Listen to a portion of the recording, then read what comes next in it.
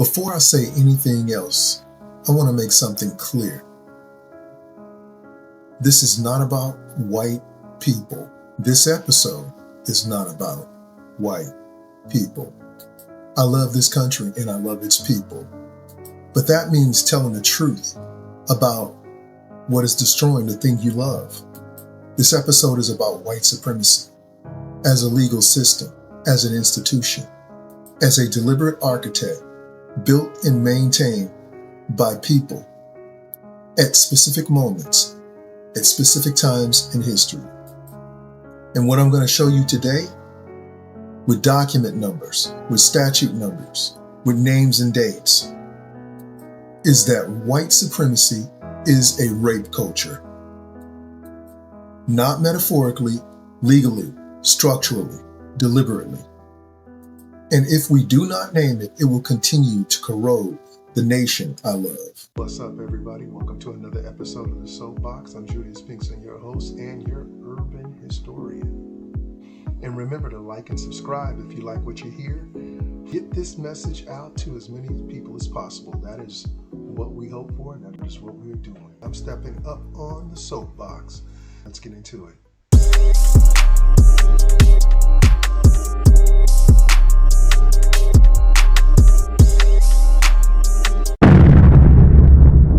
Actual statutes, actual court decisions, actual women who were raped, and the law protected by design their rapists. Because here's what most people have never been taught, and the historical records make absolutely clear. Sexual violence is not and was not a byproduct of white supremacy. It is the engine of it, codified by law, protected by courts, and used to generate economic wealth, used to terrorize communities into political submission. The history says this, the laws say this, and I'm going to show you exactly where it says it. Let me define this first. A rape culture is not where rape simply is in a society. A rape culture is where rape is institutionalized, where the legal system normalizes it and profits from it and legalizes it and protects the perpetrators of it. That is the standard. Now let me show you point by point, law by law, how and why white supremacy meets every element of a rape culture.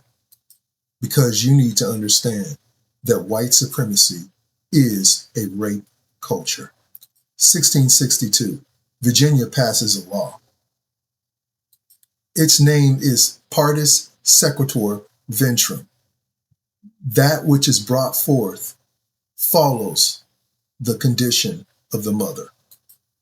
This was used in ancient Rome, essentially for cattle. Let's say, for instance, that one person had a bull and the other person had a cow.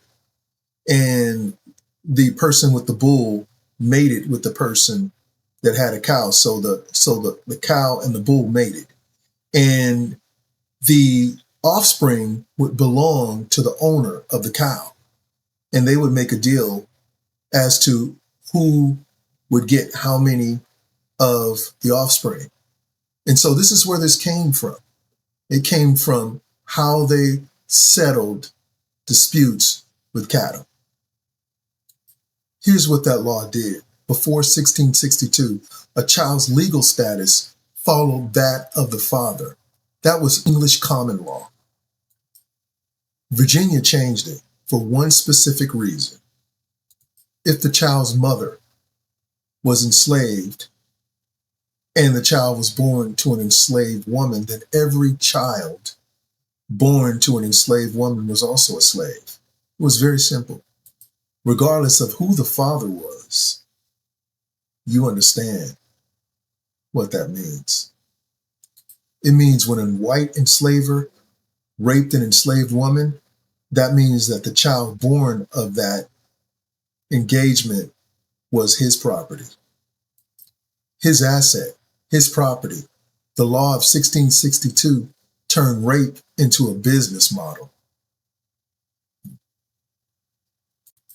It gave enslavers direct financial incentive to rape women and children enslaved. Every child born from that assault was additional free labor, additional capital, additional property that could be sold. Dirty game. Dirty game. The law rewarded it. White supremacy is a rape culture, and Virginia wrote it into statute in 1662. Now here's a second layer. Not only did the law make rape of enslaved women lucrative, it made rape impossible to prosecute.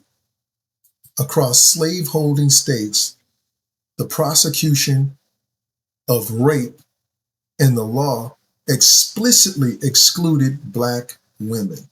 The law said an enslaved person is property, and property cannot consent. Therefore, a white man cannot be charged with raping his property. That was the legal argument. That was the law. And it did not end with emancipation. Under Jim Crow, in courtrooms across the South, defense attorneys argued, and white juries agreed that Black women were inherently unrapeable. They used the Jezebel stereotype, the racist fiction that Black women were hypersexual by nature, to tell the jury that what happened could not have been rape because a woman like that is always consenting. Did you get that? At first, she was property and she could not consent. But when Jim Crow came along, when they were freed, then they were always consenting. This is the dirty game. This is the filthy game. And that argument worked in American courts well into the 20th century. White supremacy is a rape culture, and the courts enforced it by design. 1944, Ressie Taylor, young Black mother, walking home from church in Abbeville, Alabama. 6 armed white men dragged her into a car, took her off, and gang raped her and left her on the side of the road. The men confessed. I say again, the men confessed. The NAACP sent investigators. The evidence was documented. The perpetrators were known. The confessions were on record, and an all-white jury refused to indict. Not once, not twice, not a single man was charged. Not a single man spent a single day in jail. In Rosa Parks, before the bus, before Montgomery, was a NAACP investigator who investigated Ressie Taylor's case. This was her work. This is what she did for a living. Not just fighting for buses, but fighting for the legal right to prosecute white men who raped Black women, to lose the immunity in court and be prosecuted, because white supremacy is a rape culture. Ressie Taylor's case is proof of what that looks like in practice. Now, I want to talk about something that most books refuse to name directly: forced breeding. Enslavers routinely forced enslaved men and women into sexual pairing, chosen not for love, not for humanity, but for their physical prowess that would produce the most profitable offspring. They treated human reproduction like livestock management. And after the international slave trade was banned in 1808, and the influx of African slaves from Africa was cut off, the internal breeding of slaves became one of the most profitable economic engines. Among the southern states, Maryland and Virginia became known as slave breeding states. Dirty game. Dirty, filthy game. Exporting slaves they had bred into the Deep South for cotton and sugar production. Children conceived in rape, put in chains and sent south. Born and sold to fuel an economy. White supremacy is a rapist culture. It bred human beings for profit. White supremacy is a rape culture. Let us move into the 20th century because some people want to say this is ancient history. It is not. Throughout the 20th century, tens of thousands of Black women, indigenous women, poor white women, disabled women were forcibly sterilized. Throughout the South, Black women going in for routine operations would wake up to acknowledge that they were sterilized without their knowledge, without their consent. This was common. It had a name, Mississippi appendectomy, because they told women they were removing their appendix and they removed their ability to have children. Fannie Lou Hamer, one of the most important civil rights leaders in American history, went to the hospital for the removal of a small tumor on her uterus. Woke up to having been given a full hysterectomy without her consent. She called it the Mississippi appendectomy, and she spent the rest of her life making sure that it was named for what it was. White supremacy is a rape culture. It just didn't violate bodies. It reached into the future and took the children that those women never had. And for the indigenous women, the legal system created another tool for them. And their attackers got a different shield. The Major Crimes Act of 1885 stripped the tribal nations of prosecuting non-tribal people that committed crimes on their land. That meant if a white man attacked an indigenous woman on her land, tribal police could not arrest him. The federal authorities refused to investigate cases of sexual assault on reservations. The law created a vacuum and white men walked through it. Today, Alaskan and Native American women experience sexual assault at double the rates of Americans' average. A vast majority of those rapes are committed by non-native perpetrators.